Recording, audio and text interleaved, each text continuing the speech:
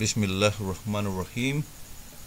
In the name of Allah, the Compassionate, the All-Merciful. Greeting of Allah be upon Muhammad and the pure members of the household. Dear fellow Muslims, Assalamu alaikum wa rahmatullahi wa barakatuh.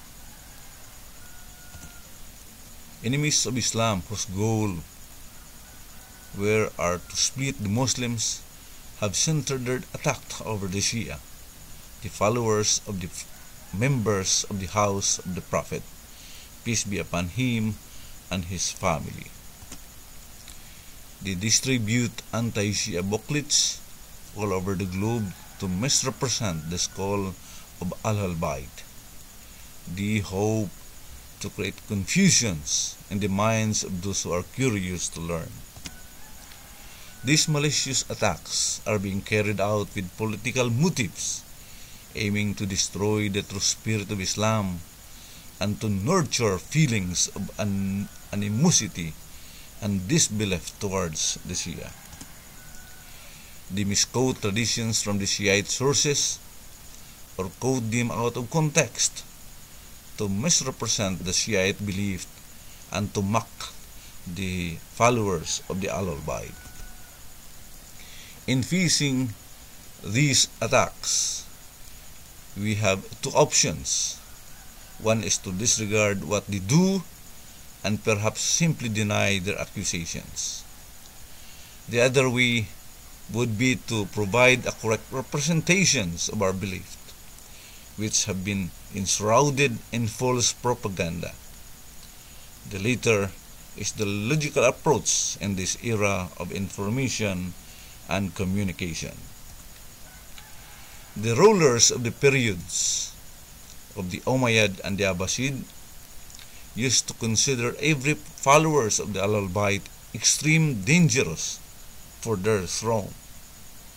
They conspired against the Shiites and spread all sorts of rumors about them and accused them of heresy and disbelief. They encouraged the Muslims to shed their blood and usurp their rights and wealth. Centuries of oppressions past wrought with injustice and terrors for the followers of the Ahl-al-Bayt. It is now expected that in the age of technology and the era of information superhighway, the mistakes of the past be corrected. It is now easy for Muslims to discuss problems and find their solutions.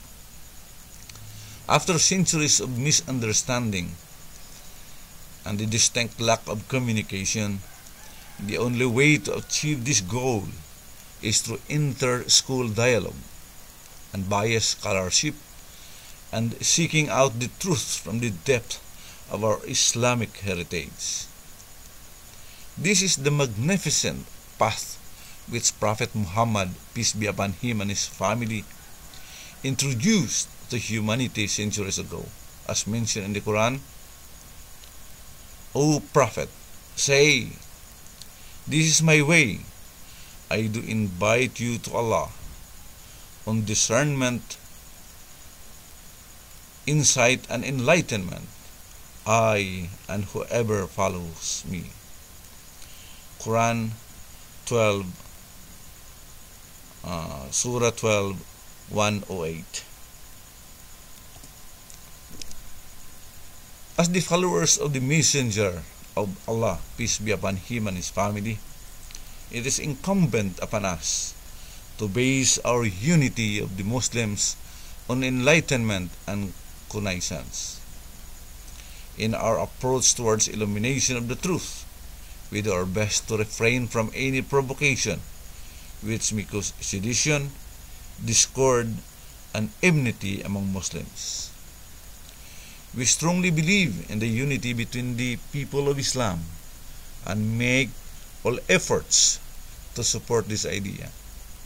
To achieve this, we based our arguments only on the following measures, which are fundamental and common scales for these kinds of discussion. Number 1, the Holy Quran. Number 2, logical reasoning.